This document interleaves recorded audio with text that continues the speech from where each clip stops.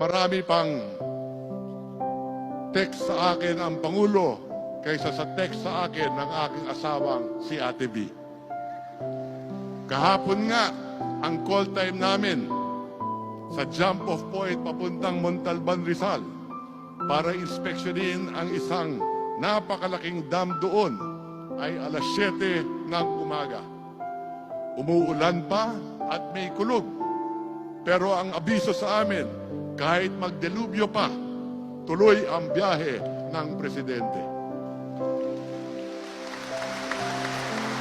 Sa loob po ng 3 buwan, ito na ang pangatlong pagdalaw niya sa Batangas. Wala pa pong Pangulo ng Pilipinas na ganong kadalas ang pakipagdaupang palad sa atin. Ngunit, hindi niya lang ito ginagawa sa Batangas.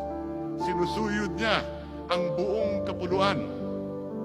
Ngayong araw na ito, sa Tawi-Tawi, sa susunod na araw, mababalitaan na lang natin na nandun siya sa Bohol at wala pang 24 na oras, nandun naman siya sa Surigao.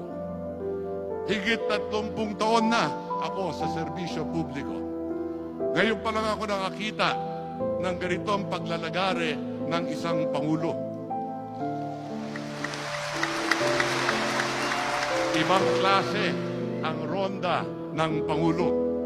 Ang karaban ng serbisyo, ang pasada ng kanyang ayuda, katulad ngayon, 10,000 Batanggenyo ang makikinabang. Ngunit ang Pangulo, walang pinipiling lugar. Ang Pangulo, walang pinapaboran na rehiyon.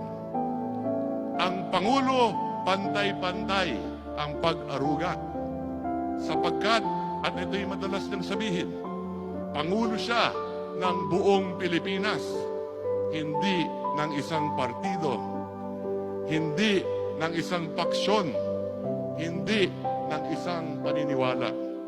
Alam niyo po, bilang presidente, ang ganitong pagbaba sa masa ay pwede naman niyang iutos na lang sa kanyang kabinete.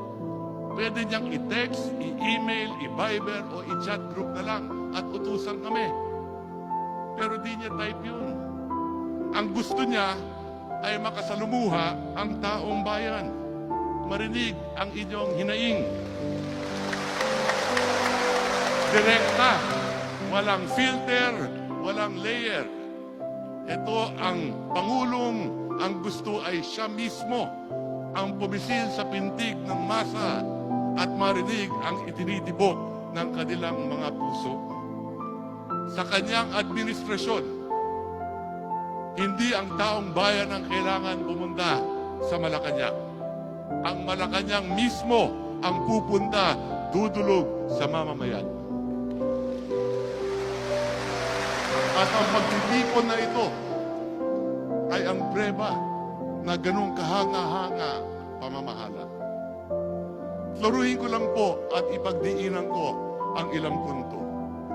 Una, ang mga tulong na personal na inihahatid ng ating Pangulong BBM ngayon ay maliit lang na bahagi ng ilang daang bilyong pisong halaga ng mga proyektong nakalaan para sa Timog Katagalugan. Ika nga nila,